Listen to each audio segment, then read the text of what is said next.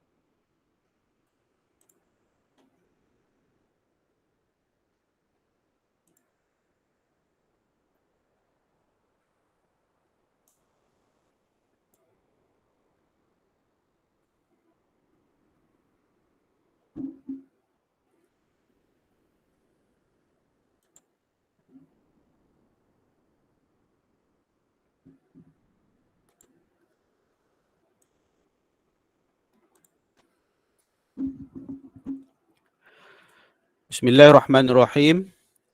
Alhamdulillah Rabbil Alamin. Wassalatu wassalamu ala asyrafil mursalin wa ala alihi wa sahbihi ajma'in. Assalamualaikum warahmatullahi wabarakatuh dan salam sejahtera.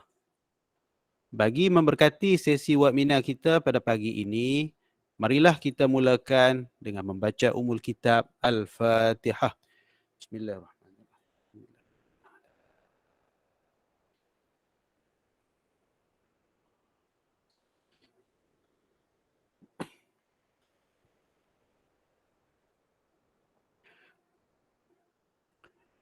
Alhamdulillah, bersyukur kita ke hadrat ilahi kerana dengan limpah kurnianya dapatlah kita bersama-sama dalam program webinar UniMAP Sustainable Energy Series bagi kali yang ketiga bagi tahun 2022 ini.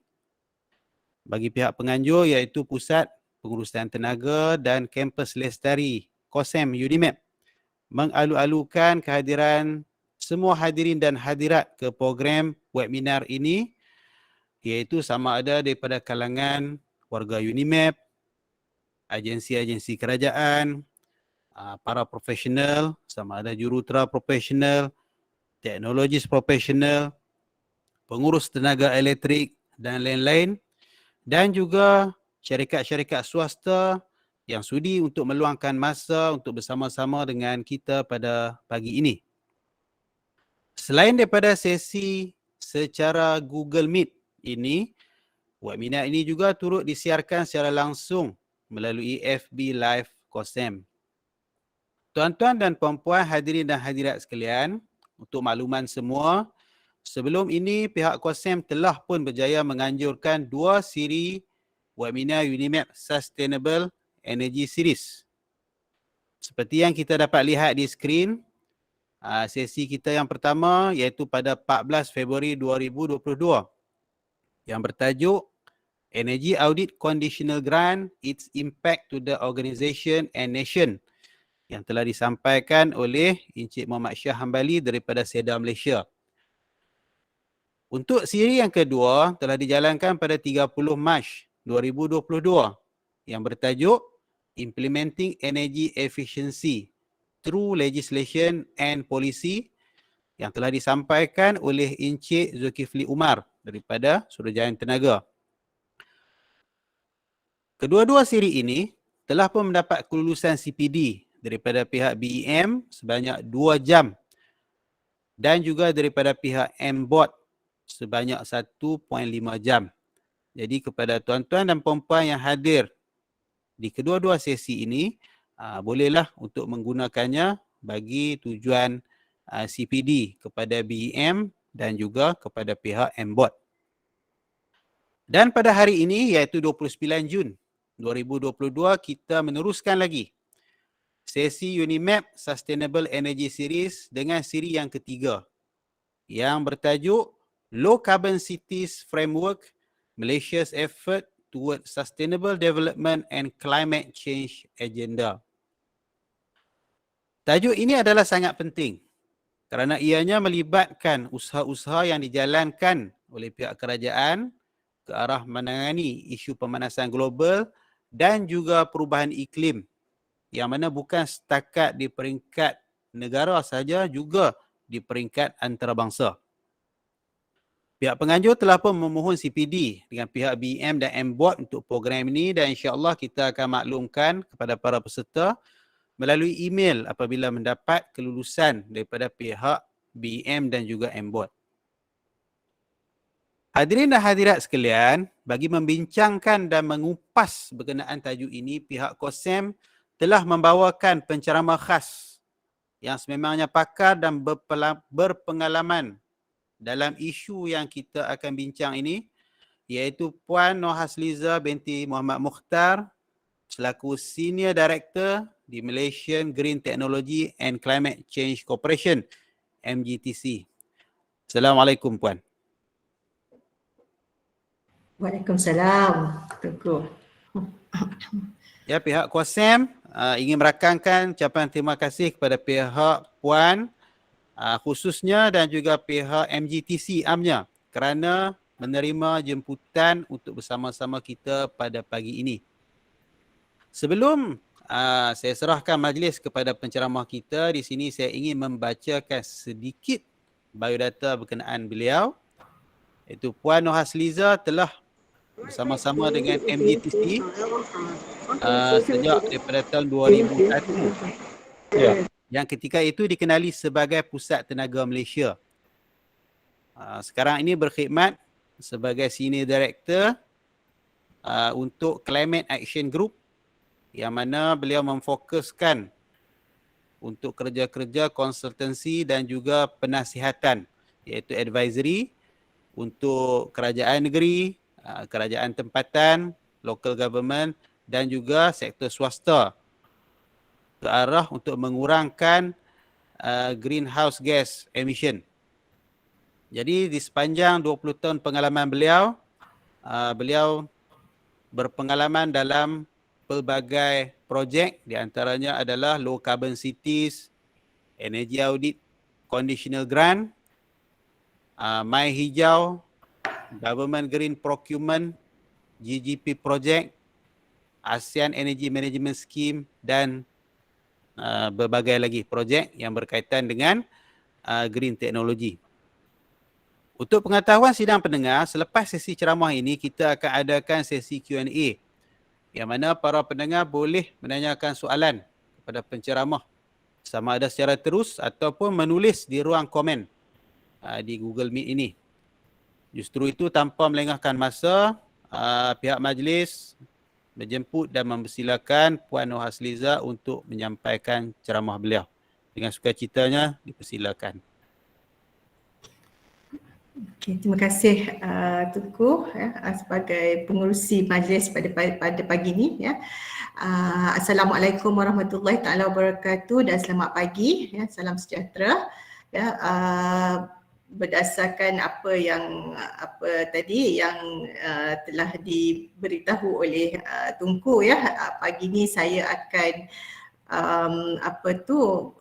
membincangkan ataupun akan membentangkan mengenai low carbon cities lah okey, saya akan share the screen. Okey, boleh nampak ya? Ya, boleh nampak. Okay, alright. Okay, so seperti mana yang Tunku maklumkan tadilah on behalf of MGTC, Saya ingin mengucapkan terima kasih kepada UniMAP kerana menjemput kami pada pagi ini untuk menyampaikan mengenai Low Carbon Cities Framework lah ataupun LCCF, ya, macam mana kita nak transform cities into low carbon cities, ya. Saya harap kita punya pembentangan pada pagi ini dapat memberi manfaat kepada semualah, ya, dan kami pun sangat menyerulah kepada UniMAP dan juga mana-mana universiti dan any other ni parties ataupun agencies, ya, untuk turut sama dalam kita punya inisiatif low carbon cities ni, ya. Dia tidak hanya kepada PBT sahaja, ya, bahkan ia juga turut melibatkan other agencies ataupun organisasi lah, ya. Okey, so tanpa melengahkan masa, okey, saya just mungkin ada yang tak berapa familiar mengenai MGTC, ya. So saya just bentangkan sedikit mengenai MGTC. So saya ni antara otai lah, ya, di MGTC, ya. I started to MGTC in 2001, ya. At that time we were known as Pusat Tenaga Malaysia. At that time we only focus on energy, ya. So in 2010 kita restructured, become Malaysian Green Technology Corporation. So kita expand our scope from energy to green technology. So green technology is much, orang kata, bigger lah, scope, which kita dan green technology ni dia cut across banyak sektor, ya.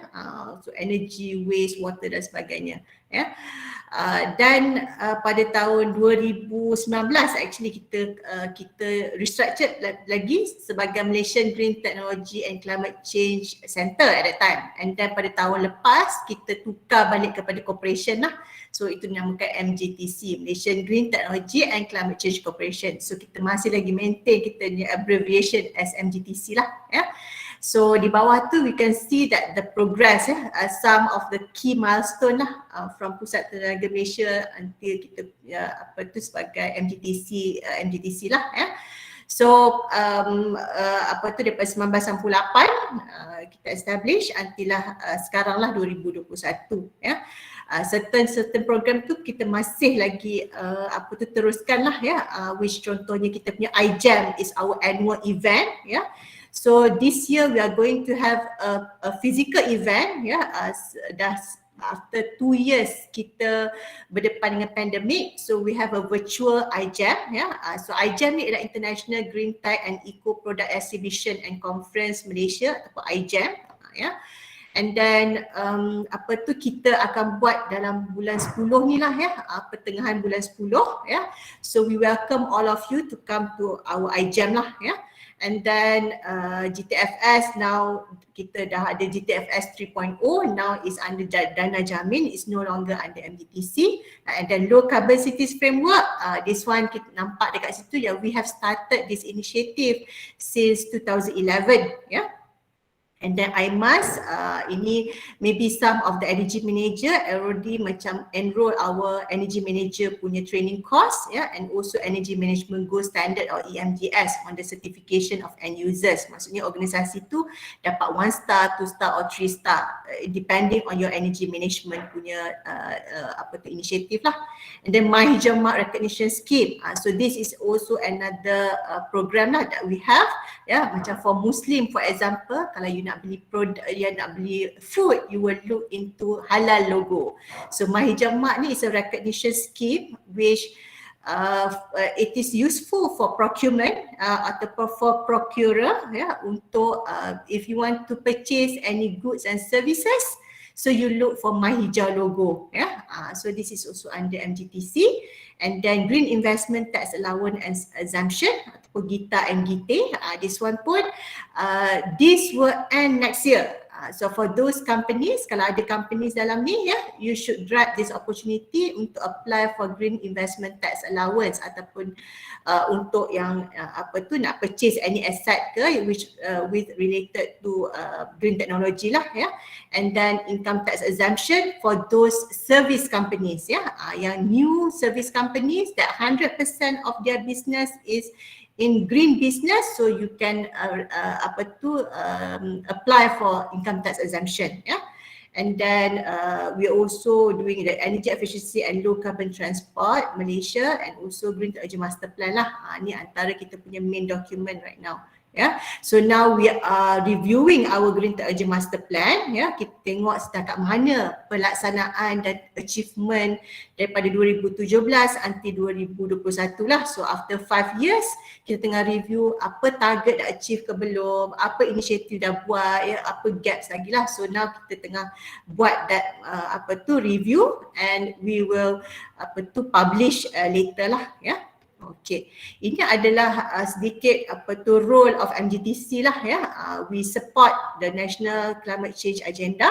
Ya, so kita adalah agency under Ministry of Environment and Water ataupun KASA, ya. And then antara kita punya role adalah on the green technology, green growth and green recovery, and then low carbon development, ya, green incentive, strategic collaborations, communication, education and public awareness or SEPA, ya. So these are our stakeholders, ya. Selain daripada KASA, ya, kita juga work together with other stakeholders. Sebab under my division, under my group, I also have sustainable community. So we also work with community on how to go green, yeah, to give awareness and all that. And the academia, yeah, state governments and local authorities, MNC, PLC and GLC, SMEs and startup. So we give advisory and consultancy. Yeah, we also provide service in terms of measurement, reporting and verification. So now a lot of companies come and approach us to ask us to do like macam green assessment, GHG assessment. So dia nak tengok setakat mana dia punya GHG ataupun greenhouse gas yang dia dah lepaskan, ya. So apa dekat mana dia, and then apa mitigation actions yang dia kena buat lah. And now some companies are also asking us to do like diorang punya net zero, how they want to go to net zero for example, so these are also macam dah become orang kata trendy, ya, sebab sekarang ni kita ada ESG lah, we have a requirement macam-macam, ya, sekarang ni. So dia are also orang kata menyambut lah seruan kerajaan untuk kita punya untuk because since government dah announce that we have commitment, ya, to go for net zero as early as 2050. And also we have the earlier commitment which we want to reduce 45% of GHG by 2030. Yeah? And then in terms of financing, incentive investment, standards and recognition, commercialization and innovation, capacity building, communication, education and public awareness or SEPA lah. Okay, so now that will be only the brief introduction of MGTC, ya. Kalau nak tahu lagi boleh tengok kita punya website lah, ya, mgtc.gov.my, ya. So we'll go straight into low carbon cities framework lah atau LCCF, ya. Okay, a definition about low carbon city, ya. Apa yang dikatakan low carbon city? Low carbon city is a city that implement low carbon strategies to meet its environmental, social and economic needs, ya. So these are the three aspects yang very important lah, ya. There's environment, social, economic needs. And then the city measures, manage and mitigates its carbon emission to reduce its contribution to climate change, ya. Kita kena measure, ya, kita punya berapa kita punya carbon emission, and then kita manage and kita kena mitigate lah, ya. Okay, so kenapa, why low carbon cities is important, ya? Why low carbon cities for Malaysia? Because one is for GHG reduction at city level, yeah, because this initiative should be done by local government, which will contribute to local action, but we cannot like put all the responsibilities on the local council, ataupun kita punya local government, but it's actually all parties, yeah, should take that responsibility lah. Maknanya sesiapa-siapa saja yang duduk di dalam city tu, we have that responsibility as well. Yeah, and then we want to promote green growth through green technology. Yeah, so we want to enhance in terms of environmental sustainability through green growth, and then we want to leverage on our rich biodiversity. Yeah, so we want to maintain at least 50% of kita punya forest and tree cover in perpetuity. and then to maintain to increase more on the carbon sequestration lah, So kita ada komitmen untuk maintain at least 50% of our forest and tree cover lah in Malaysia. And then another aspect is in terms of quality of life, kita nak improve standard of living, kita nak ensure high quality environment, So penting so sekarang that's why our SEPA program is quite crucial untuk kita orang kata inculcate the green lifestyle for community and also public as a whole lah. Okay, so this low carbon cities is also aligned with SDG 11. So kita tahu yang SDG 11 is specific on sustainable cities and communities. Kita nak make the cities and human settlement inclusive, safe, resilient and sustainable.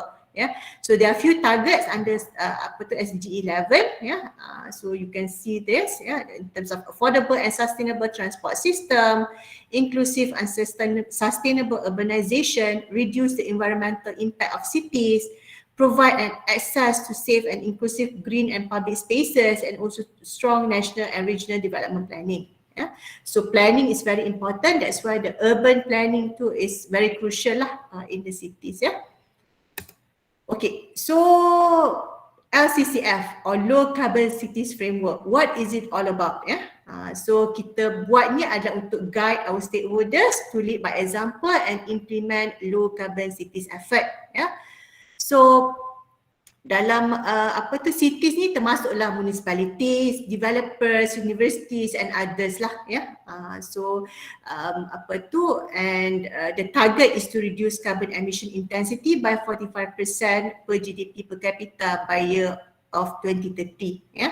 So the objective ialah untuk encourage and promote the concept of low carbon cities and townships in Malaysia. So kita nak perbanyakkan lagi low carbon cities di Malaysia lah, and then to increase the compatibility of cities or townships with their local natural system, and then to guide cities in making choice or decisions towards greener solution.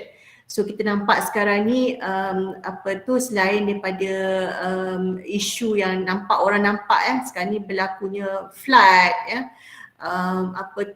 kadang-kadang tu kita mengalami kemarau yang berpanjangan. So these are all the impacts of climate change lah. So actually kita dah start this LCCF as I mentioned earlier. We started since 2011, which we launched in 8 September on 2011, and then kita improve our kita punya framework ni in 2017. So kita ada LCCF version 2 release in 2017, and now we are also reviewing our low carbon cities framework ni ataupun LCCF document ni. Kita akan come out with our LCCF version 3 because now there are a lot of development, so that's why yang kita rasa kita perlu review our current ni, sebab especially the recent one that we already launched our national low carbon cities master plan last year. So that's why there is a need that after MGTC together with CASA, we think that we need to review this LCCF document lah. Okay, ini kalau kita nak bayangkan how does the low carbon city looks like. Kita nak position Malaysia in the forefront of low carbon cities development. So under our LCCF kita ada focus on 4 areas, which is urban environment, urban transportation, urban infrastructure and also building. And then kita nak bayangkan macam mana ialah dari segi township kita ada solar, energy efficient or low carbon buildings. So kebanyakan building kita dah energy efficient. So kita tengok on the building energy index for example, and then energy and water consumption reduction, reduction of municipal waste. Kita nak, kalau boleh kita nak kurangkan penghantaran sampah ke landfill lah. And then dari segi TOD, transit oriented development. So we hope that kita boleh reachable from one place to another by walking for example, and then lesser on negligible traffic congestion. Maybe kalau dekat Perlis tu it is not a big issue in terms of traffic, sebab hari tu saya pergi, wow, heavennya, from one place to another like 10 minutes tu macam common. Tapi unlike in Klang Valley ya, kita orang memang struggle lah ya, especially for those who are living in KL. Ya, kita tahu yang nak come from nak pergi kerja tu it takes like more than half an hour, sejam, ada yang sampai 2 jam because of the traffic ya. And then kita nak menjadikan kita punya public transport is more efficient and effective ya. And then improve standard of living, low carbon emission, more green spaces, and then more electric vehicles and energy efficient vehicles on the road, and then more renewable energy lah. So if compared to now, we are still depending on coal for our power generation. So these are some of the examples and how we want to visualize how we want to describe a low carbon cities. Okay, so under our LCCF, there are 4 elements as I mentioned earlier, which is urban environment, building, urban infrastructure and urban transportation. And then kita ada 15 performance criteria and also 41 sub-criteria. So kita punya LCCF ni is a performance based ya. Kita akan tengok dari segi performance lah. It is not criteria based lah ya. Maknanya daripada kriteria tu kita akan tengok the performance for each measures lah ya. So kita punya performance criteria ni are measurable strategies untuk reduce carbon emissions through policy control, technological development, better process and product management, change in our procurement system, carbon capture, consumption strategies and others lah. So setiap elements ni dia ada beberapa area lah yang kita akan tengok macam contohnya dari segi urban environment, kita tengok in terms of site selection, urban greenery and air quality macam building, especially for the that one memang specific for building. And then urban infrastructure kita tengok dari segi waste, energy, water management and also urban transportation. Kita nak tengok, kita nak reduce in terms of the use of private motorized transport on urban road and also to increase in public transport and mode shift lah from private to public transport.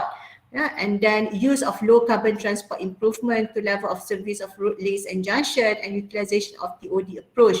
So kalau boleh lagi banyak orang guna public transport lah Okay, so these are the 41 low carbon cities performance criteria agak detail I think I don't have to go in details So you can read there apa kriteria-kriterianya and then dari segi urban environment, urban infrastructure, urban transport and also building macam building contohnya kita tengok in terms of active and passive design operational energy consumption, and then urban transport, what are the areas and then we also have and then kita divide pula under, nanti I akan describe further on our LCC 2030 challenge. So kita pecahkan balik, kita zoom in into 5 areas lah, which is energy, mobility, water, waste and greenery nanti yang saya akan describe later.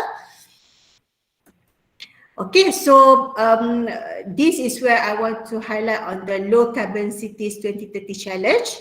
So it was launched in 23rd July 2019 by, at that time was Mastec, and now it's known as CASA.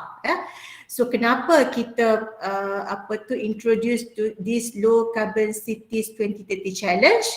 Ialah kita nak accelerate the transformation towards low carbon cities sebab kita dah start since 2011 but the take up tu still quite slow but progressing so the objective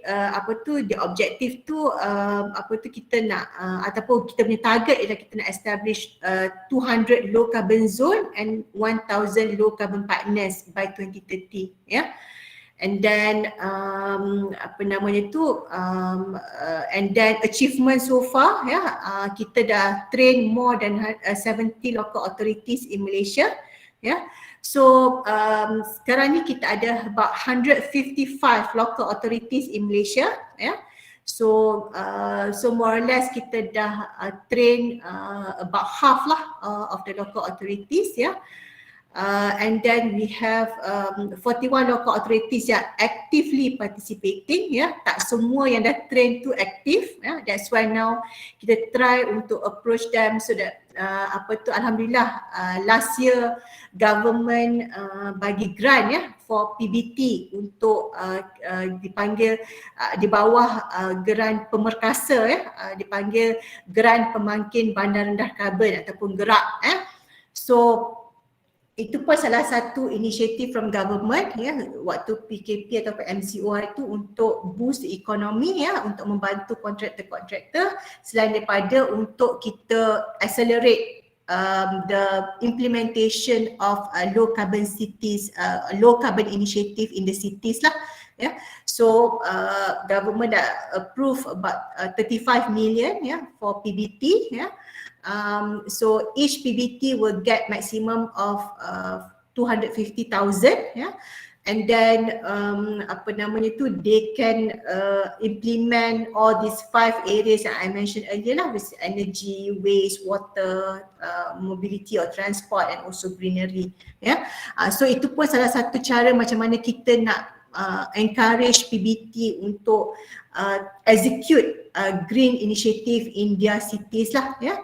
And then currently there are 5 universities actively participating yeah.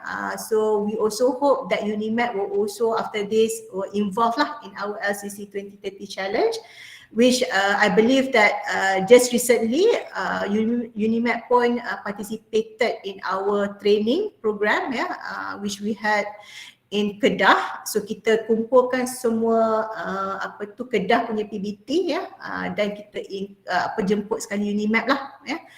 And then setakat ni kita ada 43 low carbon zone ya, which kita still far behind our target ya, kita nak jadikan 1000 ya. So that's why kita nak encourage more low carbon zone and also low carbon partners. Now kita ada 69 and currently we have reduced about 308,353 ton CO2 lah ya, so reduction. So under our LCC 2030 challenge ni kita focus on 5 elements yeah, which we want to maximize in terms of building energy efficiency and increasing the adoption of renewable energy. And then kita nak maximize water efficiency and increase the adoption of rainwater harvesting, increase the use of public transport, cycling lanes and also walking trails, reduce the amount of waste that goes to the landfill and also to maintain or increase the number of trees and green spaces in the city. Yeah. So nampak dekat situ the baseline and what will be the target by 2030 lah ya. And then these are the taburan lah ya, untuk kita punya local authorities yang dah participate ya, by state ya. Okay. So these are the details about our low carbon cities 2030 challenge ya. So kenapa kita because cities ni responsible up to 70% of GHG emission ya, sebab semua orang memang nak duduk dalam cities ya. There are a lot of employment opportunity and then for education and all that, so people move to cities that's why cities responsible ataupun contribute about more than about 70% of GHG emission. And then as I mentioned earlier, kita nak accelerate the transformation towards low carbon cities lah ya. And then how kita nak establish low carbon zone and also nak banyakkan lagi low carbon partners ya. Siapa yang kita target? Local authorities, universities, economic zones and so companies lah ya. And then ini adalah target kita lah ya, dari segi low carbon partners and also low carbon zone ya. This is kita punya some background about our LCC 2030 challenge lah. Ini pun adalah some recognition lah ya untuk those yang participate, so kita akan bagi recognition through this challenge ya. So these are the key benefits of low carbon cities ya. Kita ada low carbon cities ni ada multiple direct and indirect benefits to the residents, businesses and the city lah specific ya.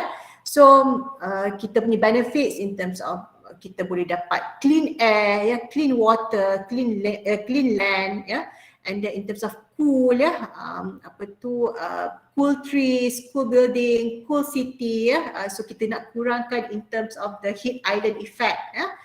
So kita boleh nampak rasakan ya, panas dekat bandar berbanding dekat kampung And then in terms of healthy, we want to that will be also another benefit. We want to have a healthy environment, healthy people, healthy business So more productivity if is healthy lah so tak ada orang sakit and then livable so untuk kita reduce cost in terms of utility accessibility and resilience and also vibrant lah people focused, integrated and urban biodiversity. So these are the key benefits I would say if we implement low carbon cities initiative lah Okay. So these are the areas the targets is to reduce 45% so by adopting the measures yang saya dah mention earlier in terms of energy and then in terms of mobility so sekarang ni kalau kita nampak dah banyak the cycling lane ataupun walking pedestrian walk dan sebagainya lah dibina oleh PBT and then waste kita nak reduce amount of waste that goes to landfill sebab landfill kita pun dah memang banyak sekarang ni itu tak termasuk lagi the illegal dumping and all that and the water kita nak maximize water efficiency and increase the adoption of rainwater harvesting and also CO2 sequestration lah yang ni particularly on the greenery lah Okay, so kalau boleh kita nak maintain or increase the number of trees and green spaces in the city sebab kita nampak sekarang ni banyak pokok-pokok ditebang dan sebagainya so kita need to maintain lah in terms of greenery in the cities Okay, so these are some of the energy initiative examples macam mana kita nak maximize in terms of building energy efficiency and increasing the adoption of renewable energy. Contohnya energy audit. So energy audit is also important sebab energy audit ni macam kita buat medical check up lah So kita nak check whether kita ni sihat ke tak So energy audit ni kita buat dekat building so kita tahu whether the building is in good condition or not and then from the energy audit report we will prepare the energy saving measures apa yang kita boleh buat in terms of no cost, low cost and high cost. So that is why energy audit is crucial First thing that a building should do or industry they should do energy audit lah So to get the health check first so kat mana kita sekarang ni and then we can determine our baseline and daripada baseline tu baru kita tahu apa dan macam mana kita nak reduce in terms of energy consumption and also how we want to manage our energy and then ada yang kita boleh buat lighting retrofit green data center sekarang kita tahu yang data center tu kadang-kadang terlalu sejuk and then real time monitoring kita pasang in terms of BEMS for example the building energy management control atau building energy management system in your building and then rooftop solar PV, solar street lighting. Now I nampak banyak PBT dah bertukar sama ada pergi solar street lighting ataupun ditukar daripada normal lighting ataupun the traditional lighting ataupun yang lighting yang tak cekap tu kepada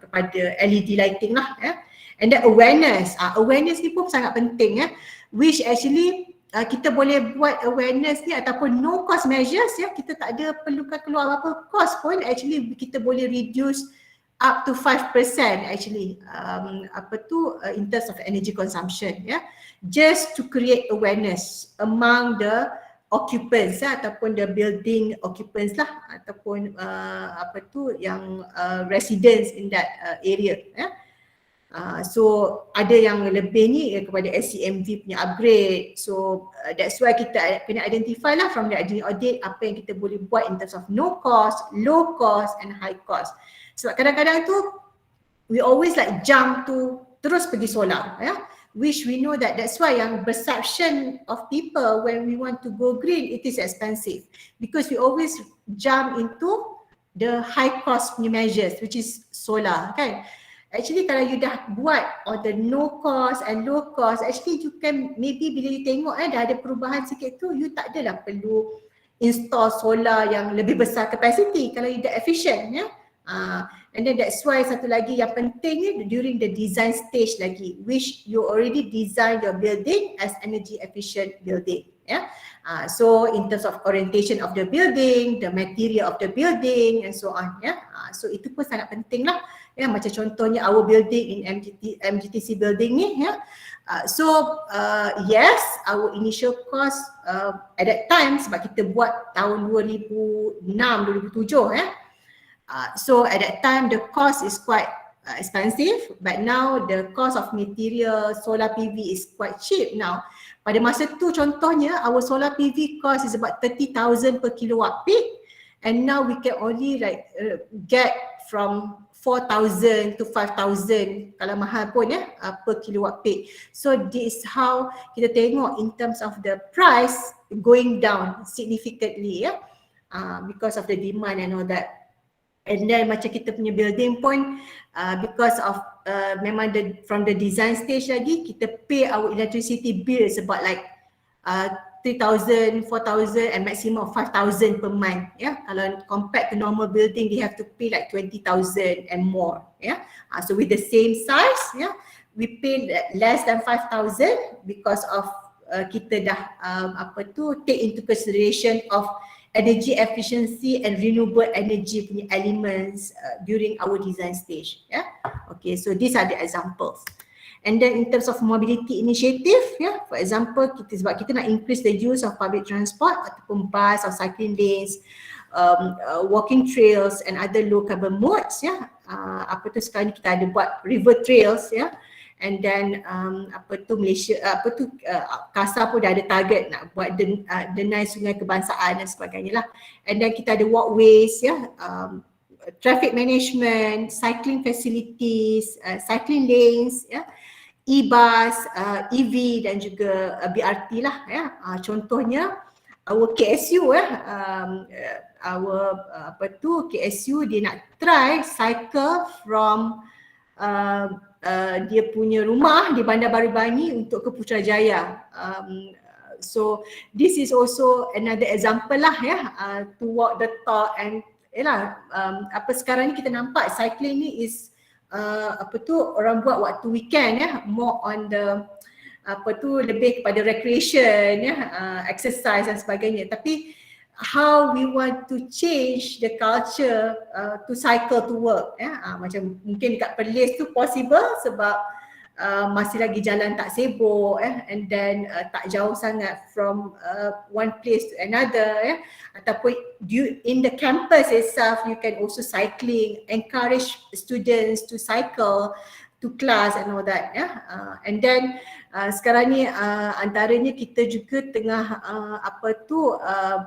do partnership lah with private entities untuk install more charging station lah, so that kita nak reduce the range of anxiety for people untuk travel using electric vehicle. Contohnya daripada KL nak ke Perlis, so kita boleh charge daripada satu tempat ke satu tempat tu easily and faster lah. So that is also another initiative that we are doing now together with KASA. Okay, and then waste initiative, kita nak reduce amount of waste that goes to the landfill so kita buat food waste composting, upcycle, zero single use plastic, separation at source, recyclable collection kita buat recycling center, use cooking oil collection and also smart bin. So this is some of the example lah untuk waste initiative So pelbagai inisiatif lah sekarang ni macam setengah tu macam use cooking oil ni they can convert selain daripada untuk jadikan biofuel, dia untuk diorang buat macam di Kelantan under Kelantan Utility Mubarakan, dia kumpul use cooking oil and then dia buat sabun lilin dan sebagainya. So this is how creativity comes into place lah so maksudnya kita boleh gunakan untuk pelbagai lagi lah untuk for economic punya kita nak membantu orang-orang kampung ke dan sebagainya ya. Sebab tu sekarang kita nampak just cooking oil ni semakin mahal lah diorang beli. Dekat sini boleh dapat dalam RM1.80, ada yang lebih RM2 lebih pun ada ya. So to that extent how use cooking oil pun very orang kata sangat valuable lah sekarang ni. Okay, in terms of water initiative, this is how we want to increase in terms of water efficiency and increase the adoption of rainwater harvesting. Ya, sebab kita nampak yang ada non-revenue water dan sebagainya ya. That's why kita banyak tukar water pipe ya. And then kita kena make sure that kita punya water pump system is efficient ya, awareness dekat masjid ya, sebab kita pun ada program rumah ibadat hijau, kita pun create awareness dekat masjid ya, kurangkan penggunaan air, water efficient fittings ya, dekat kita ada dual flush ya dekat toilet ya, and then rainwater harvesting and also wastewater recycling lah ya. Also, and then the last one is on greenery initiative examples.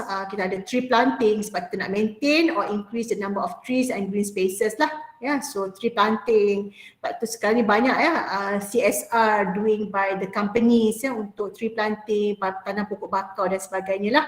Ya, so kita ada shaded walkways, rooftop gardens ya, ada juga buat urban farming ya. So these are some of the examples lah ya. Okay.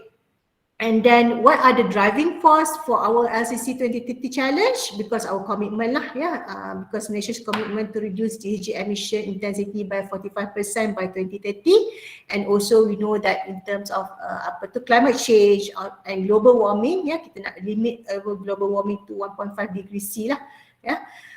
Which and recently we know that our Prime Minister already announced that we also have commitment to be net zero by as early as 2050 ya. So now KASA is developing the long term plan lah ya for kita punya how to reduce in terms of our carbon emission ya. Okay. So this is our reference right now. Kita gunakan version 2 ya. So kita jadikan sebagai main reference lah ya, and then main component is chapter 3 which is design guideline ya, and then kita use this framework untuk develop our action plan, and also kita ada LCCF checklist ya, is recommended, and then now we are developing the kita tengah review untuk produce ataupun publish our LCCF version 3 lah. InsyaAllah we'll try by next year, insyaAllah our LCCF version 3 will be published lah ya. Okay, so this is the real benefits of participating in the LCC 2030 challenge. Kita nak facilitate in terms of compliance ya. So to demonstrate your commitment towards low carbon initiative by the national and local governments, and also to future proof your organisation as we adapt to an uncertain climate future ya. And then we want to deliver in terms of efficiencies ya. Kita nak identify emissions hotspot to improve resource efficiency and save cost ya. So kita kena identify lah apa emission yang kita dah buat tu, that's why kita measure ya nanti, and then kita benchmark your environmental performance again that of your portfolio and the industry in general ya.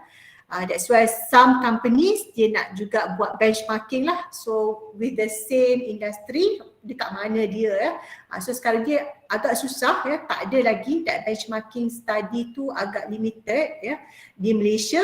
That's why kadang-kadang kita terpaksa buat dengan overseas punya companies lah ya, or industries. And enhance your reputation so that stakeholders and consumers are more conscious of the environment and certifying your low carbon efforts, and then differentiate yourself as an environmentally responsible organisation and a leader in the industry ya. So macam contohnya baru ni ya, developer pun dah start ya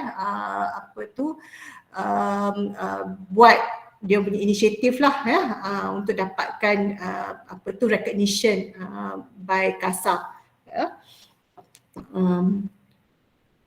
Okay, so ini adalah kategori ada LCC 2030 challenge ya. Kita ada low carbon zone and low carbon partners. So mesti mungkin ada yang tertanya-tanya apa maksud low carbon zone and low carbon partners ni ya. So low carbon zone ni adalah untuk dia applicable untuk area yang lebih daripada 50 hektar ya. Contohnya local authorities lah ya. Local authorities dia ada kawasan yang besar, universities for example ya. Industrial and commercial park, economic corridors, township and also naval and army base ya. So yang ni yang kawasan yang besar lah ya. Tapi kalau you nak participate as low carbon partners, ini adalah untuk area yang kurang daripada 50 hektar. Mungkin lah ya UniMAP kata okay I tak nak the whole universities kita nak pergi sebagai low carbon partners. So you nak start with faculty dulu contohnya. So that is also possible. And you become a low carbon partners lah ya, macam commercial building, office mall, hotels, hospitals, schools, ports and terminals, sports complex and parks ya. So ada juga banyak hospital dah participate lah in our kita punya as a low carbon partners lah. Sebab kebetulannya hospital ni dia dah buat energy management gold standard. Ya, dia dah buat in terms of energy dia memang sangat efficient lah ya. Kalau you pergi dekat mana-mana hospital tu, you can see everywhere akan ada save energy dan gunakan tangga, kurangkan ni ya. So hospital ni kita ada work together with MOH ya. So MOH ni dia wajibkan kepada semua concession untuk ambil kita punya energy management gold standard certification ni lah ya. Jadinya diorang kebanyakan dia dapat sampai 3 star, ada yang masih lagi dalam 2 star dan sebagainya lah ya. Jadinya diorang memang MOH dah save more than 40 million lah ya, dia punya budget untuk energy dia ya untuk setahun. So that's how effective and dia punya program tu lah ya. Itu antara yang telah dilaksanakan so far lah ya. Okay, so kita bagi example lah ya. Sebab Shah Alam ni among orang kata the most among the advanced PBT lah kat Malaysia ya. So dia dah banyak laksanakan dia punya inisiatif ya. Contohnya macam Shah Alam dia start dengan section 14 ya. Sebagai dia punya low carbon zone ya. So dia tengok yang setakat ni dia ada dia ada 4 elemen lah yang dia duk fokus ya. Dari segi dia punya contohnya dia punya street lighting ya, cycling lanes, recycling and composting, tree planting ya. So di cover lah under energy, under mobility, under water ya, under waste and also greenery for example kita boleh tengok lah ya. So the individual building within the zone applies the energy and waste element certification, and also macam Rapid KL pun start an electric bus route to service section 14 and measures the avoided emission. So these are some of the examples lah yang MBSA dah buat dekat section 14 ya. Okay. And then these are the fees ya. So kita kenakan sedikit fees lah ya untuk cover certain cost untuk certain ni ya. Contohnya kita punya existing kategori untuk one off tu kita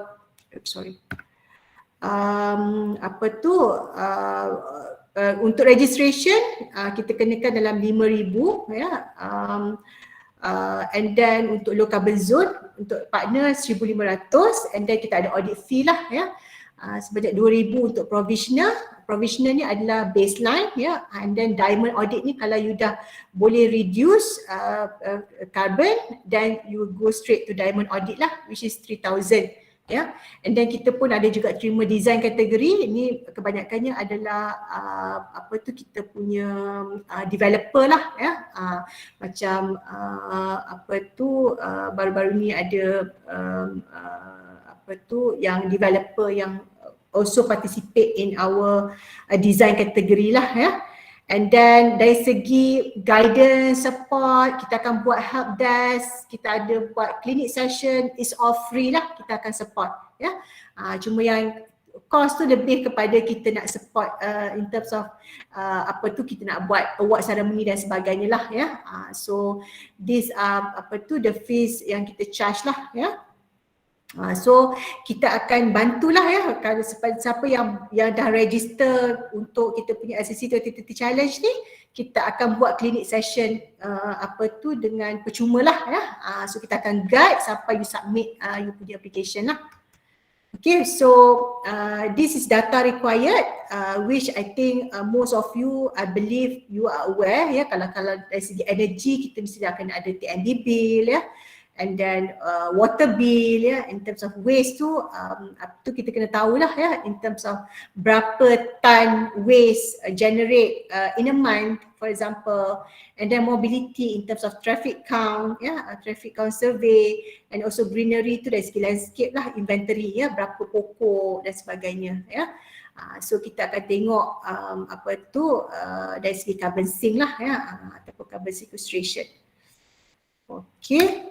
So these are some of the project information example ya. Ini contohnya MBSA ya. Ini kita tengoklah ya dari segi berapa area dia ya, and then dari segi baseline-nya 2015 berapa ya, and then population dia berapa dan sebagainya lah. Okay. So this is assessment and recognition lah ya. So kita akan tengok dari segi baseline, and then you kena reduce your emission every year lah ya, continuously. So the 4-step process kita kena measure, kita manage, kita reduce, and then kita certify. That will be the basic orang kata start lah ya.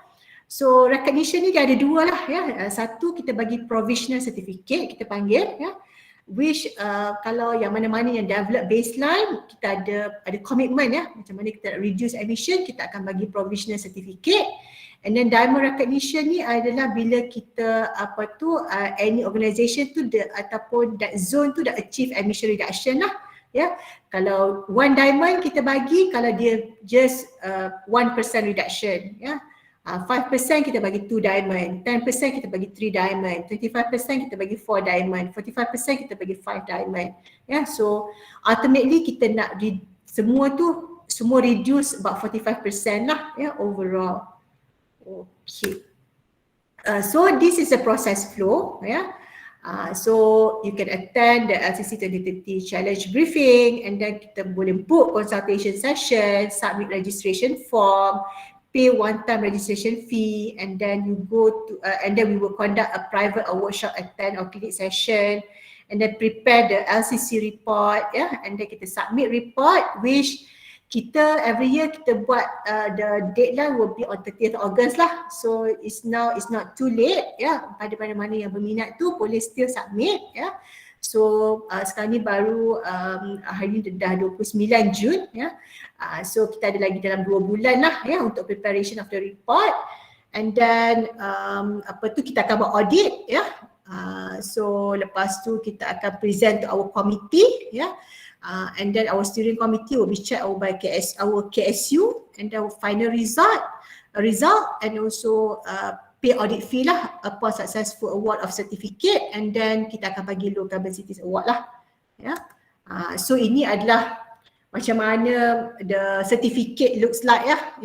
Untuk yang dapat provisional certificate kita akan bagi macam ni lah ya. This is the provisional certificate ya. Okay.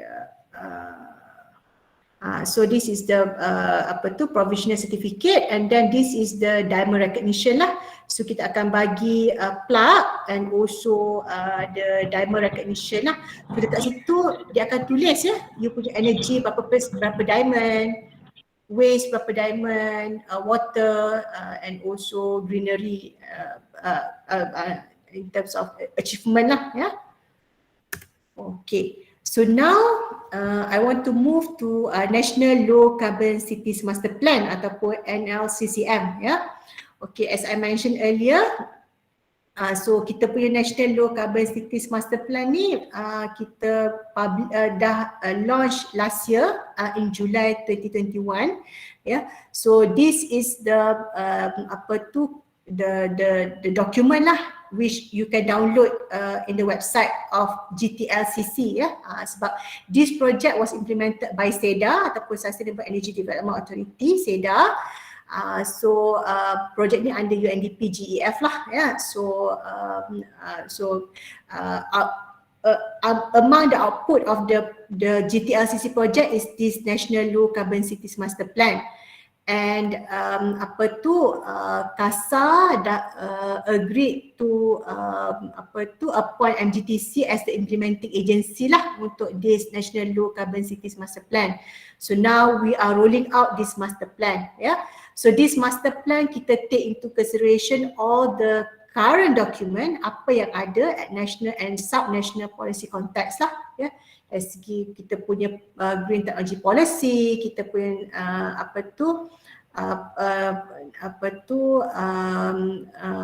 national policy on climate change ya, terbalik tu. And then GTMP ya, green technology master plan, kita ada national physical plan by KPKT and also Plan Malaysia ya, national urbanization policy, and then recently Plan Malaysia pun tengah finalize low carbon city planning guidelines ya. So kita boleh baca bersamalah ya, the low carbon cities framework tu boleh dibaca bersama dengan this guideline lah ya. And then this national low carbon cities master plan ni is we provide direction lah ya. Overall apa yang kita nak achieve dan ke mana kita nak pergilah ya. Okay. So this is the document ya, in terms of kita nak transform Malaysian cities into low carbon ya.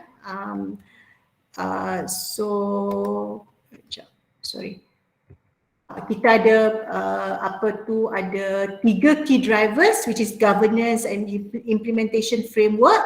And then kita ada urban planning and also community participation, sebab memang penting lah ya, orang kata penggeraknya ya adalah these 3, and also the key enablers ialah funding and capacity building.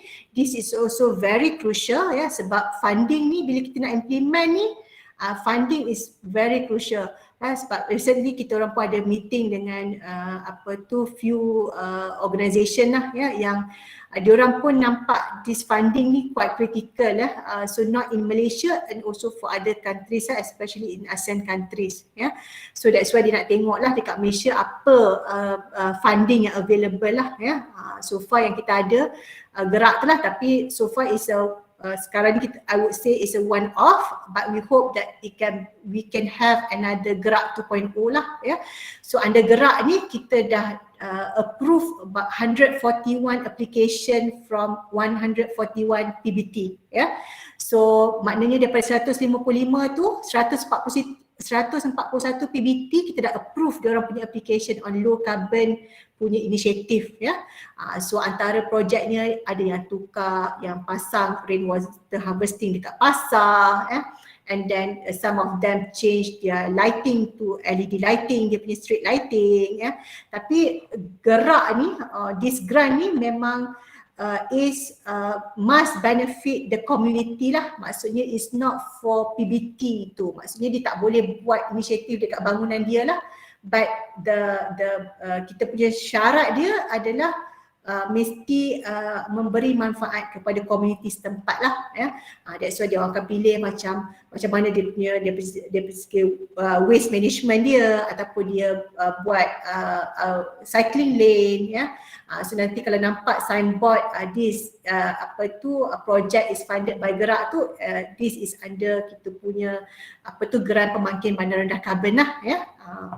So and then data collection analysis. So ini pun adalah salah satu yang sangat penting, which kita tahu bila kita nak measure tak ada data ya. That's why but we need to start somewhere ya untuk data collection.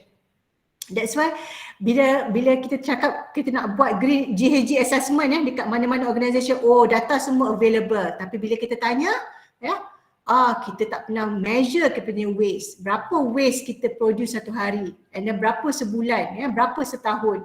Ada yang memang tak measure ya. And then in terms of mobility, berapa staff punya movement and then ada tak inisiatif car sharing ke dan sebagainya and then build environment and physical infrastructure lah. So untuk strengthen the built environment and physical infrastructure to ensure low carbon and sustainable development at urban level. So this is where the National Low Carbon Cities Master Plan address these areas lah. Okay, so untuk kita punya master plan ni kita call it as a 3M approach. So approach ni adalah untuk guide our cities to position themselves as a major players in climate change mitigation, as well as example for the development of emission reduction strategies at the local level.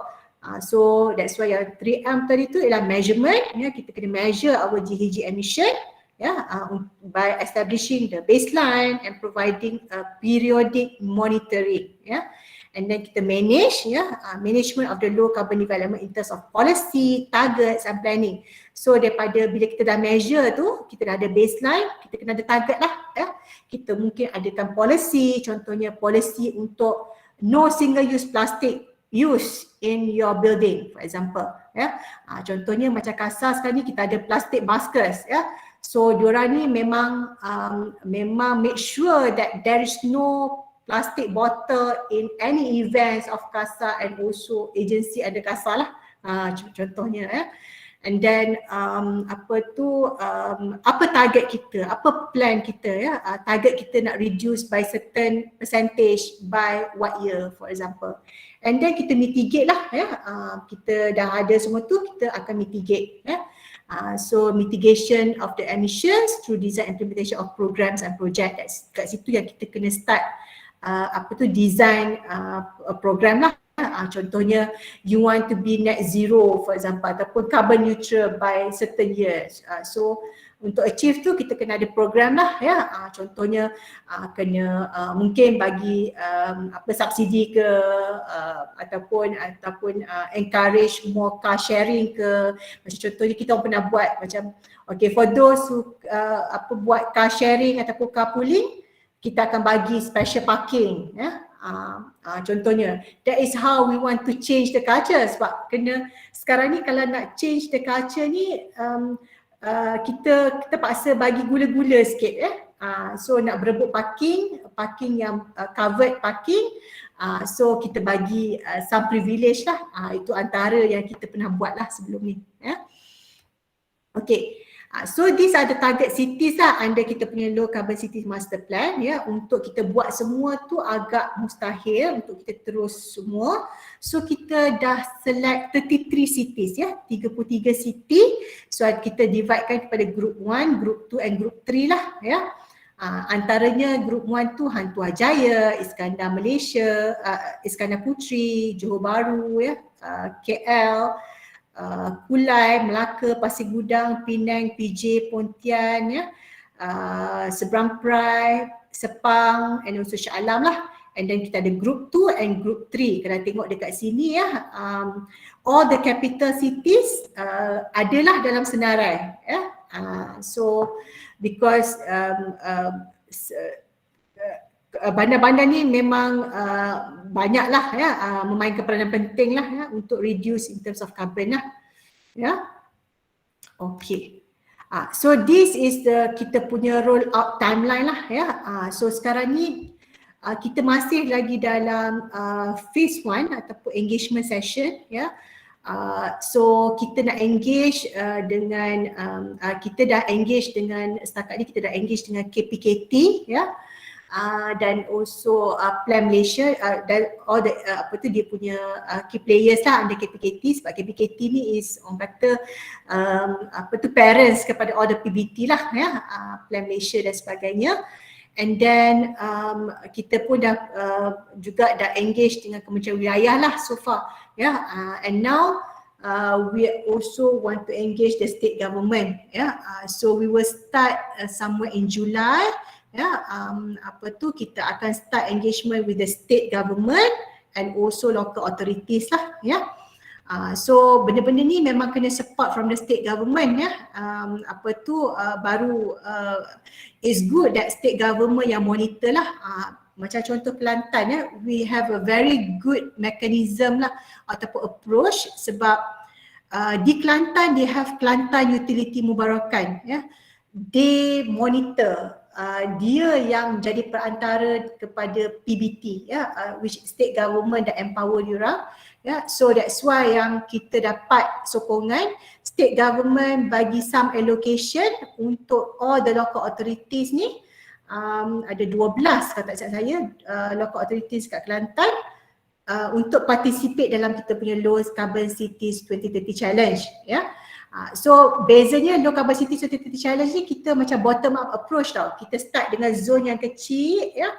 Maknanya kita start dengan satu kawasan, lepas tu lama-lama kita banyak lagi kawasan dan satu cities tu akan green lah ataupun akan reduce in terms of carbon ya. Tapi LCCF ni dia punya inventory is city-wide approach di mana kita nak tengok the whole city punya baseline lah.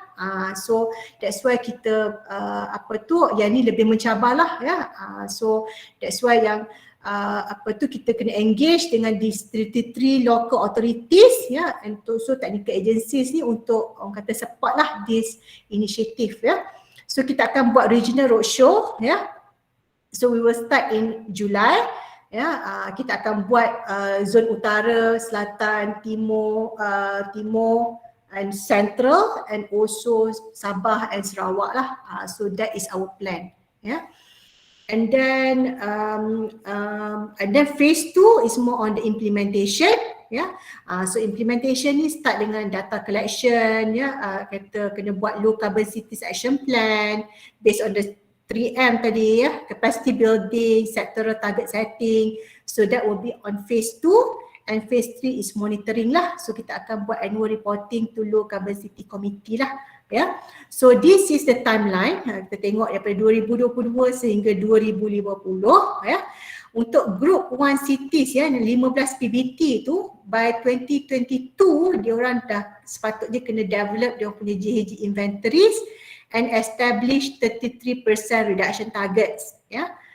So cuma mungkin ada slightly delay, maybe kita akan go to 2023 lah ya, itu the latest lah ya. Sebabnya by 2030 this group 1 should achieve 33% reduction in absolute GHG emission ya. And then by 2040 dia achieve 66% reduction in absolute GHG emission ya, by 2040. Okay, and then group 2 pula, the target is by 2026 diorang dah kena develop dia punya inventory ya, and establish the 33% target reduction, and then 2035 dia dah kena achieve 33% reduction, and 2045 diorang should achieve 66% reduction ya. And then group 3, so ada 7 PBT ya, kita they should have developed dia punya GHG inventory and establish dia punya 33% target, and also by 2040 they achieve 33% and by 2050 they achieve 66% ya, carbon reduction. So this will be the timeline lah ya. So that's why kena ada proper planning and a good approach lah ya. That's why we hope that we have ample time ya, untuk start with the inventory, especially sebab it's not easy to develop the inventory for the cities sebab it's a cities tu ada yang besar kan, dan ada certain tu memang data tak ada dan sebagainya. That's why yang kena develop the database lah ya. Okay, saya rasa tu sahaja daripada saya. Since we have ample time, maybe kita boleh open for discussion, and also if you have any question lah. Okay, terima kasih banyak kepada Puan Asliza di atas penjelasan berkenaan LCCF. Untuk pengetahuan Puan, ada banyak soalan di bahagian mesej, jadi mungkin Puan boleh go through satu-satu.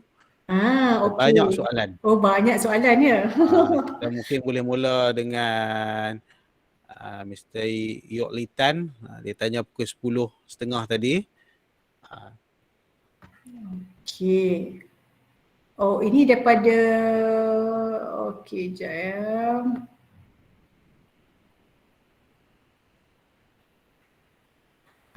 Okay. Yok Litan 10.30 How are carbon emission being assessed and calculated in a city?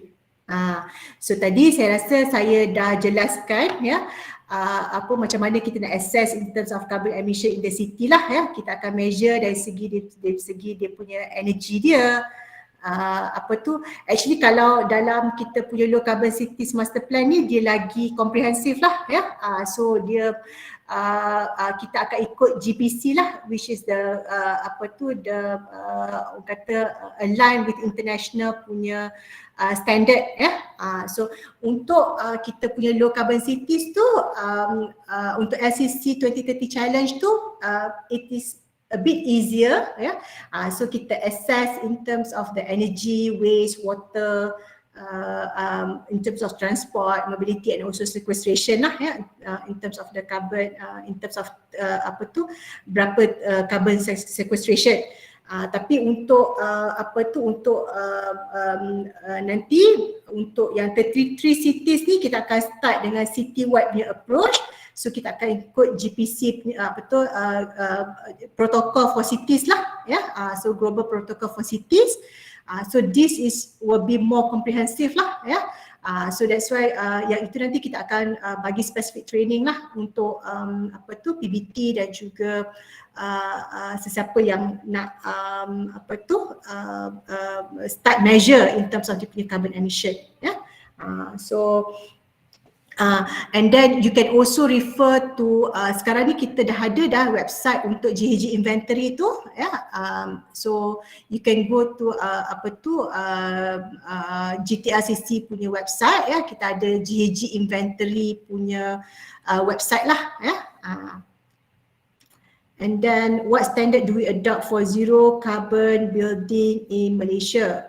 Okay, actually untuk adopt the zero carbon building in Malaysia, sekarang ni there are few initiative it depends macam kalau Seda now dia memang banyak dah start promote on the zero carbon building lah tapi yang lain-lain tu is more on building certification for example kita ada banyak rating tools dekat Malaysia sekarang ni contohnya kita ada GBI, kita ada MyCRES, kita ada GREENERY. So Malaysia is quite unique kita ada macam-macam green building ataupun green rating tools lah tapi untuk zero carbon building ni Seda dia dah introduce lah maybe boleh refer to Seda lah so dia pun dah ada introduce but they are working together with Japan untuk untuk promote zero carbon building and then for question from Bablu Kumar Ghosh 45% emission reduction by 2030, is it Malaysia or global commitment? Okay, actually the 45 emission reduction by 2030 is Malaysia punya commitment at international level lah so kita nak reduce in terms of carbon emission by 45% by 2030.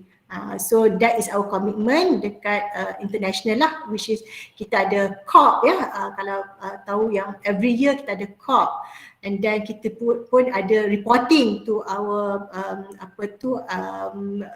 UNFCCC kita ada BUR ataupun biannual update reports kita sentiasa update lah in terms of kita punya berapa emission yang kita dah kurangkan every 2 years kita akan produce this report lah and then what can we Malaysia learn from WF 2022? Is small city like Kanga be the place to implement smart city? Okay. frankly, I tak participate dalam WUF 2032, but I know that some of the cities they also exhibit, contohnya MBSA ya. So they also participate in WUF 2022. Ya, so kita tahu yang other countries have their smart cities, they have all the low carbon cities punya demonstration project ya. So they showcase the success stories lah ya. So that's why Malaysia is also showcasing our success stories in terms of low carbon initiative lah. For small city like Kanga, be the place to implement smart city, it is possible ya. So any cities is possible ya. Cuma what would be your target ataupun your focus lah.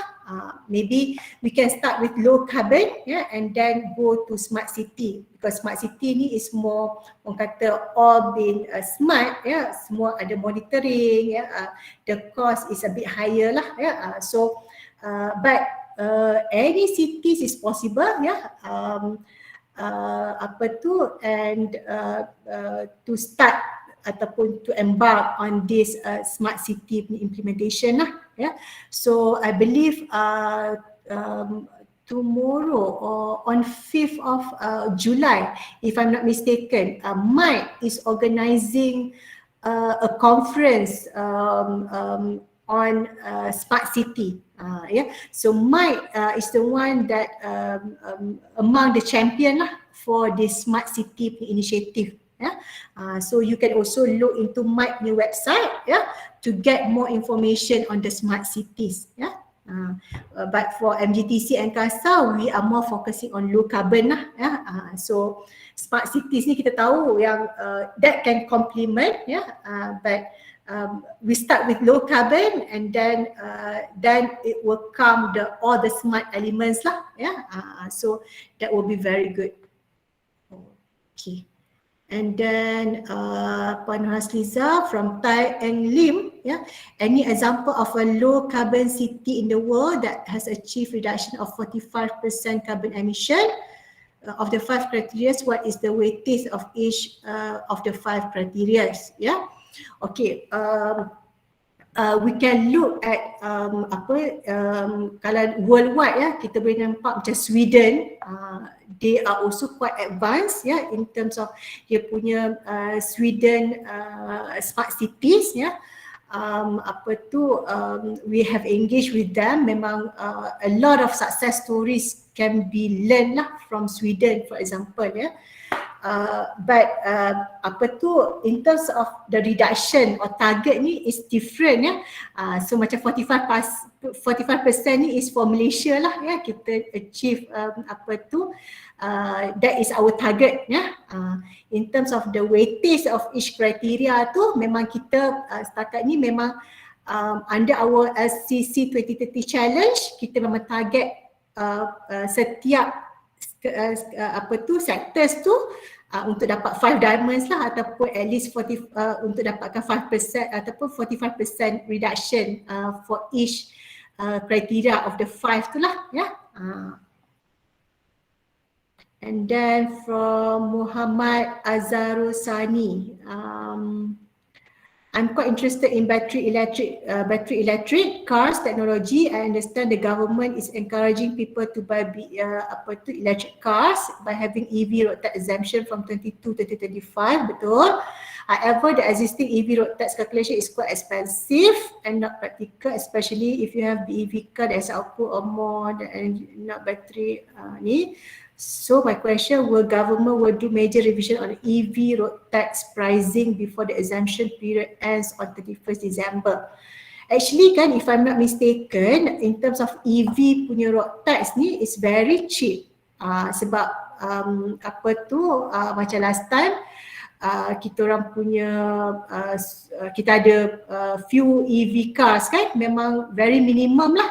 Cuma I need to check in terms of the EV road tax sekarang lah mungkin I'm not up to date for this one, but I can get back to you Cik Azarusani, you can to contact me lah in terms of this one Tapi sekarang ni is good because government dah announce in terms of the in terms of the incentive lah on the exemption. Okay, and now our team, our mobility team is also working on this EV punya initiative lah. A lot of initiatives sebab kita dah launch, kita belum launch lagi, but we already publish our low carbon mobility blueprint, just recently. So you can also refer to our low carbon mobility blueprint lah in terms of our planning and all that. So kalau berminat in terms of the electric vehicle ni ataupun green mobility ni, you can also contact MGTC lah, so we can share some of the initiative with you. Okay, from Tai and Lim, is there any comparative studies in the disposal of solar panel? As I understand, that is very toxic in using solar panel as energy source. Okay, in terms of study, I'm not so sure if there is any study, but memang in terms of disposal of solar panel ni, memang government has taken some initiative lah, to make sure that kita tak adalah dump that solar panel macam tu je, so that's why there are a lot of initiative. For example, kali ni kita ada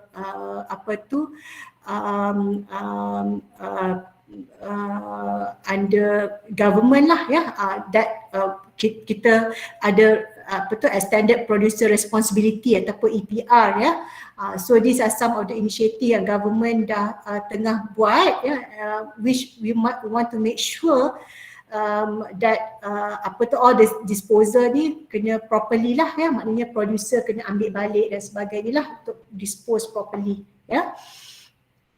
And then next is Sadish Kumar, as a factory in Pasir Gudang, can we participate the challenge LCC 2030?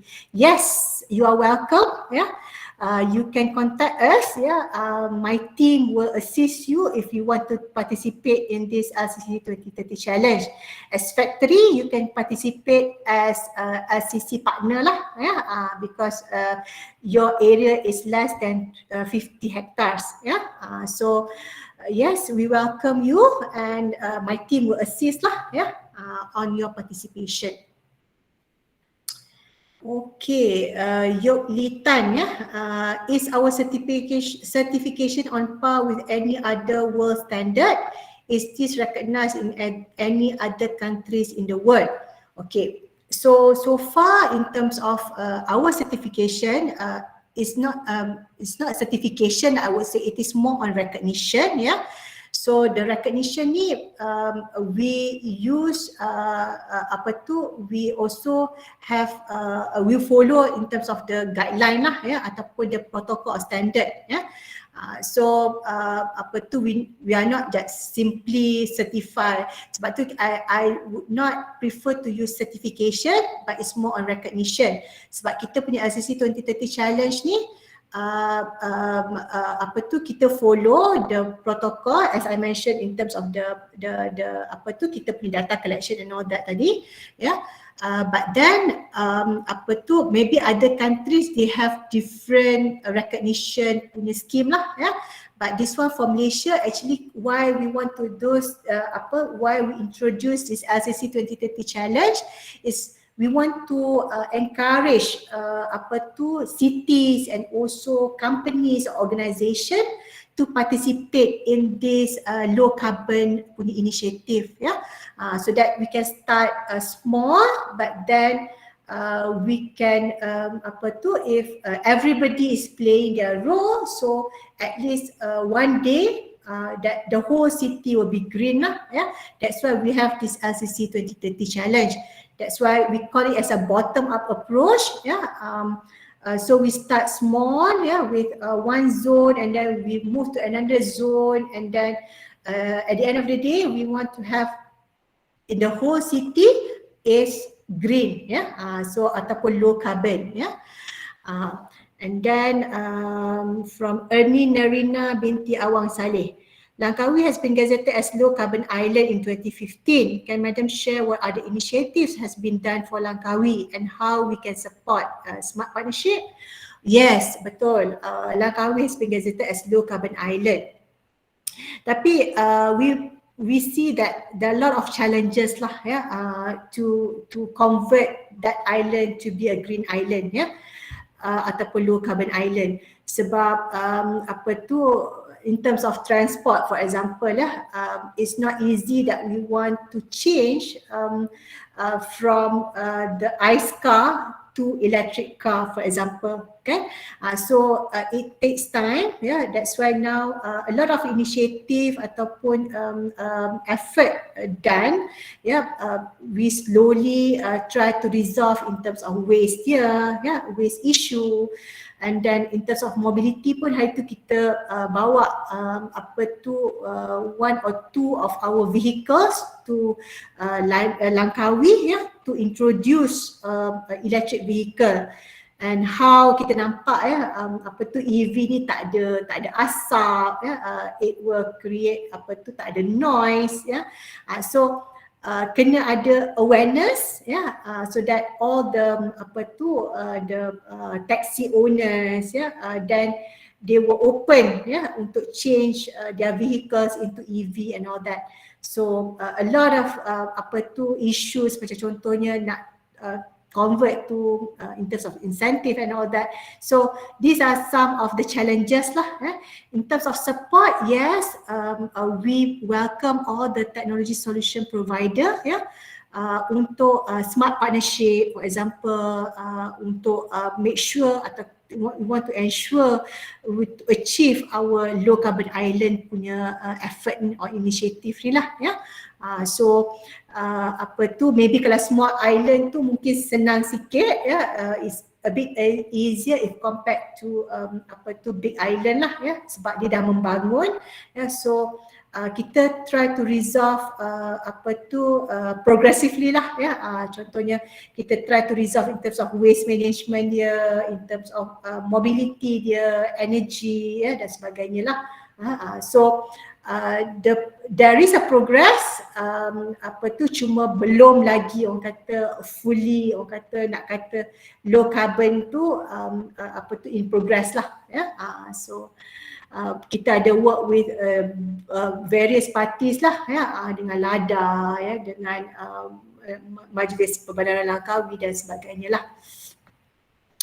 Okay, so is there any challenge scheme for the para peserta to take up as an individual atau secara persendirian?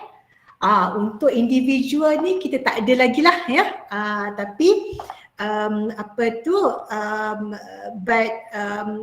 now we open more on partners tu on the organisation or company lah ya. So as an individual tu, but you can start anywhere ya. Maybe this is a very good initiative lah ya. So when you start and then you can also like encourage your friends ya. And maybe then you can introduce to your company or organisation ya. Contohnya macam maybe you can also like propose to your organisation ya, how we want to go green or low carbon ya. So this is also a very good effort ya, to be the champion of low carbon initiative lah ya. And then from Eda Hussein, is the data of current carbon emission by states or cities, for example, available as an open source? Ini pun salah satu lagi yang that's why kita buat this initiative lah, because not all cities have their inventory. Mungkin ada yang dia buat open source tapi mostly tak lah ya. So macam baru ni kita dapat tengok ada certain cities macam Tawau, kita dah ada, Muar dah ada. So ada cities yang dah buat ya. So macam Putrajaya, so they have their own inventory lah ya, tapi tak semua cities yang ada. Tambah lagi states lah. Macam states, few states they are quite advanced, macam contohnya Perak, diorang ada diorang punya green green print, dia panggil, orang panggil blueprint kan. So they want to show that they have diorang punya roadmap ataupun blueprint dia tu, they call it as Perak Green Print. So these are some of the examples of the state lah, ya, macam Iskandar Malaysia, dia ada diorang punya inventory dia sendiri, ya.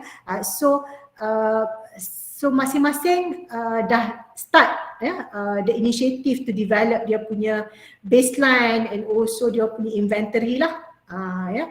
So because untuk buat the state punya inventory ni is quite tedious and expensive lah, ya. That's why yang not all states have started, ya. Okay, ada lagi tak? Okay, Sadish Kumar, very informative session and great presentation.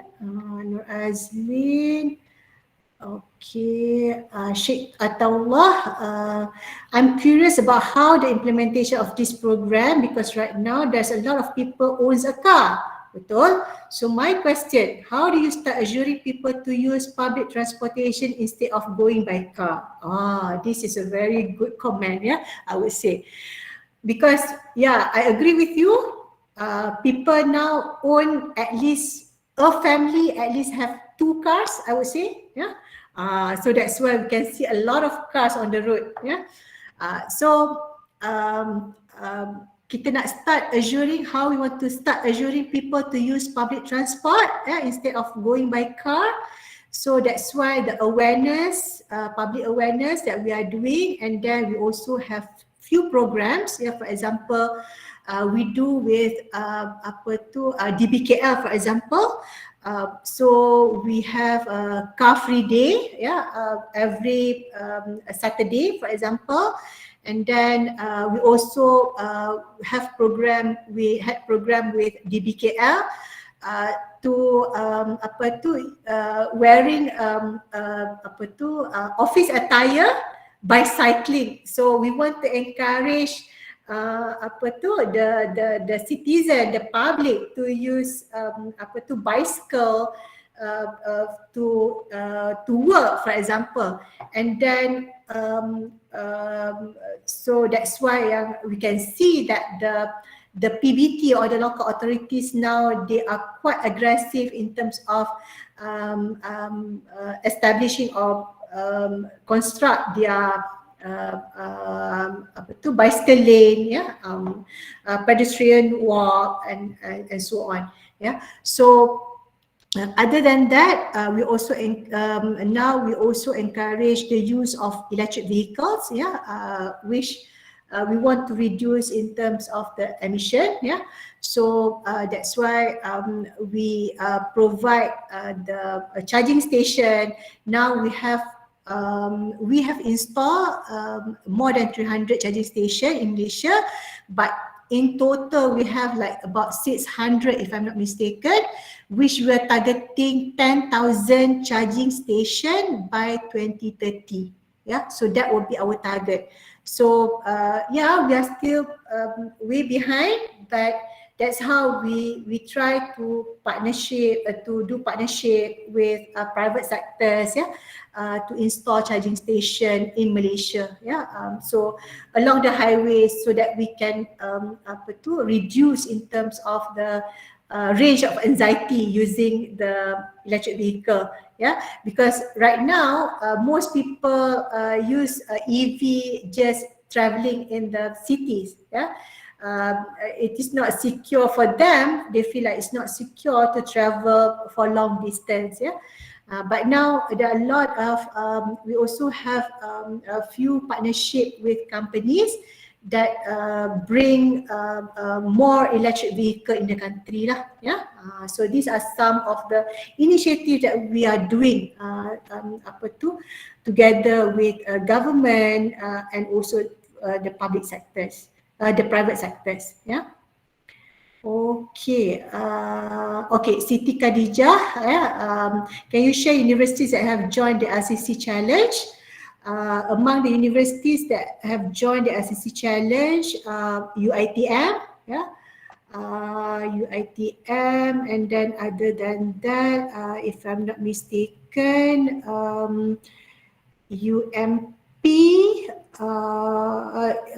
UMP, and yeah, I can, and then UM was the first who participated in our low carbon program, UTM, yeah, and then other than that, I can't remember. So there are 5 universities right now, yeah, that have joined our LCC 2030 challenge. And I hope that after this, UniMAP and other universities can also participate, yeah, to join us as well. Okay, can we get the presentation slides? Yes, definitely. I will give to the organizer, yeah. And then also the contact person to follow up for the LCC 2030 challenge registration. Yes, I can also provide the contact person. Later I can give to Tunku, yeah, the slide I already give to Tunku, and maybe after this Tunku will distribute to all of you. In terms of the contact person, yes, I can also give to Tunku later, who are the contact person. Or any of my team who are here can also assist me to type here, yeah, the contact person, Aslaili or Huda. Huda, I saw your name just now. Maybe Huda can help me as well, yeah, to put the contact person, and then would for the sake if possible, good sharing. Okay, I think that's all from the messages. Tunku, so Okey, kita masih ada sedikit masa lagi. Mungkin ada soalan-soalan daripada mungkin yang nak tanya secara live. Okay, Assalamualaikum warahmatullahi wabarakatuh. Waalaikumsalam. Puan dan Tunku, terima kasih. Saya daripada UUM. So right now we having project and we were working together dengan local PBT. And then we are also, I'm also in the committee of looking towards this is like living campus, you know. Yes, I think we need a lot of advice, okay, from MTTC, of course. So yes, it's good that you. I'm about to ask about the contact person, the right person that we should ask and consult about this. So yeah, I'm waiting for that. That is number one. And number two, I heard just now you said about the road tour tu. I hope next time it's not just UUM saja. You can invite UUM as well, because you know because we are having a team that actually doing that. Cuma belum boleh participate lagi. InsyaAllah, we are looking forward. Okay. And then number three is that I want to ask about gerak punya grant. Because we are working with the PBT, so is that now hari tu when I try to browse through dia punya offer dan buka untuk grant tu dah habis. So is there any baru punya term will be open untuk gerak ke dah habis? Okay. Alright, thank you. I guess it's Dr. Hayati. Thank you, saya. Okay, so thank you, Doctor, for the question. Yeah, insyaAllah we will invite UUM, yeah, as well. Kalau if there is any engagement in the northern region, yeah, later. It's good that you have started somewhere, because certain people say that it's not something new, because I believe some of the universities or companies or organizations, yeah, they have started actually without realizing it. Yeah, so because the initiative is there, but just orang kata to make sure that it is compiled, yeah, and properly recorded, yeah, in terms of data and all that. In terms of gerak, yes, gerak tu memang dah finish in terms of the grant, yeah. Actually we opened in 2021. So as I mentioned earlier, we have already approved 141 application from PBT, yeah. I think Kedah most of them dah approve lah, dah applied and approved, yeah. So only like ada 1 or 2 je lah yang tak apply for this grant, ya. At the moment I would say tak ada dah ya balance tu. Cumanya we are also now because we are wrapping up the project, so we some of the PBT are still implementing the project, so kita nak close in terms of the implementation by this year. But then that's how kalau kita tengok in terms of that's why kita nak tengok lah, assess in terms of the achievement lah, ya. So from the achievement, yes, we also planning to get another budget from MOF lah, for Gerak 2.0 for example, so that is also our plan. But then I cannot commit at this time, at this point of time, whether Gerak 2.0 will be available or not, at the moment. Tuan Hasliza, Dr. Kat here. Doktor. With the framework kan, it's from 2017. Would there be any updates afterwards so that we can actually anticipate lah if there's any changes on the measurement and so on? Untuk framework tu memang we are in the process of updating the framework, but then you can still use that. Cuma nanti the framework tu dia lebih kepada align dengan kita punya National Low Carbon Cities Master Plan lah. So there will be not so much changes lah. I would say you can still use the version 2. So nanti kalau version 3 dah publish, then we will let you know lah if there is any changes. So you can use all the checklist dan sebagainya lagi lah sekarang ni. Okay, thank you. Okay, welcome. Okay, ada soalan-soalan lain daripada para peserta?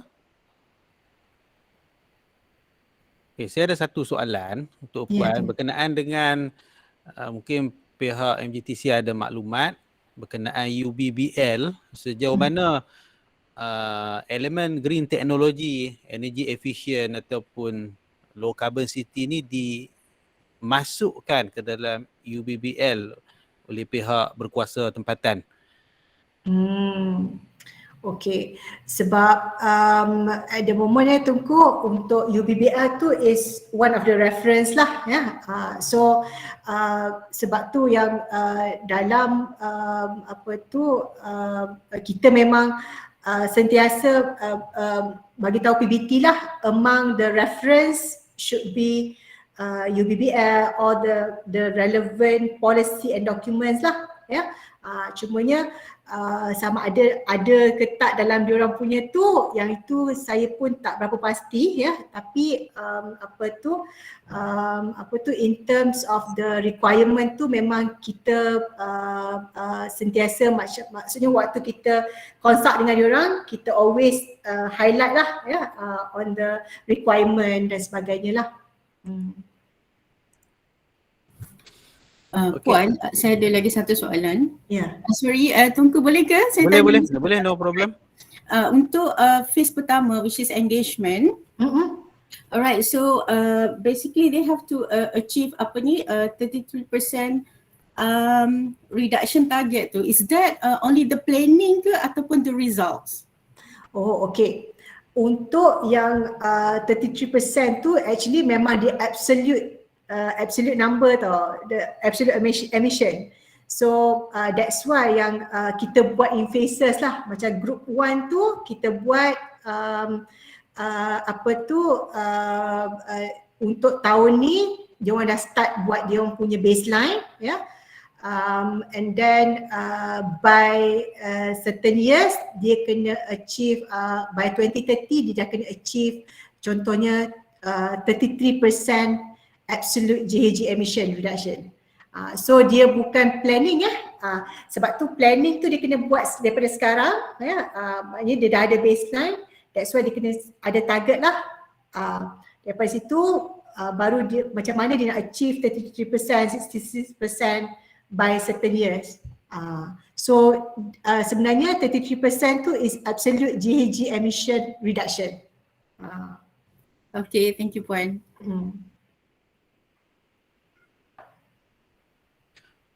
Okay, ada soalan-soalan lagi berkenaan dengan slides dan lain-lain information. We will email to all participants later, maybe if not today, maybe tomorrow, together with this recording also, so that you can refer at any time.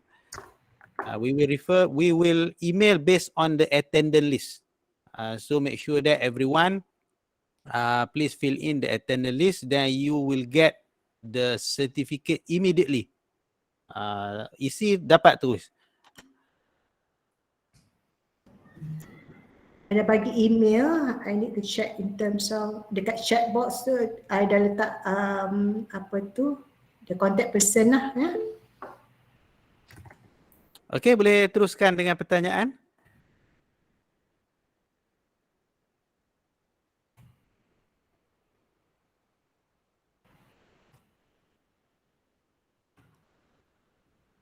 Daripada mungkin Cik Azura tadi ada angkat tangan. Cik Azura Ghazali. Ataupun tertekan ke?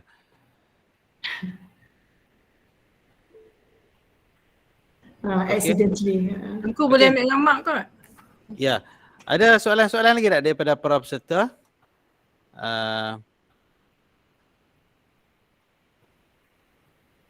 Okay, kalau tak ada soalan, saya ingat kita boleh sudahkan majlis kita. Saya tutup majlis dulu sebelum kita ambil gambar. Ya Puan? Okey, insyaAllah kita telah sampai ke penghujungnya untuk hari ini. Pihak penganjur iaitu Pusat Pengurusan Tenaga dan Kampus Lestari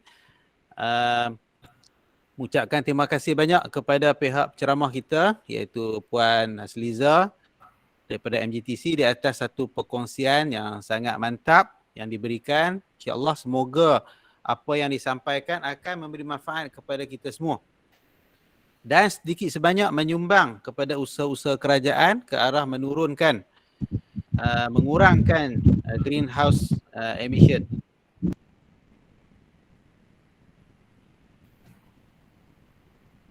Dan pihak majlis juga ingin mengucapkan terima kasih kepada hadirin dan hadirat yang hadir ke program kita, sama ada daripada warga UniMAP, agensi-agensi kerajaan, profesional, syarikat-syarikat swasta yang turut sama meluangkan masa untuk bersama-sama dengan pagi ini, dan sokongan daripada anda semua adalah sangat dihargai dalam menjayakan program pada hari ini.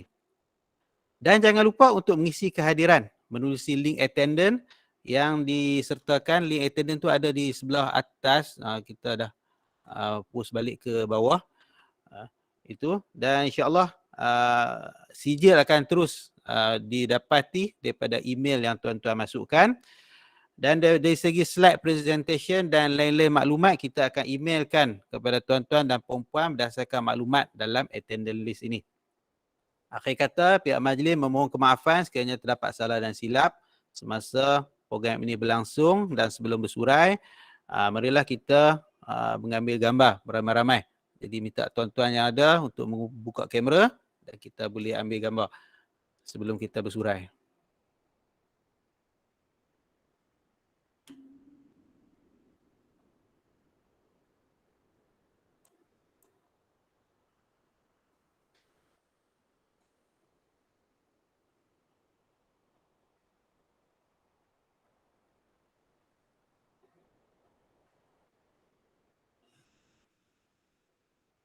Okay, Rustia boleh ambil gambar.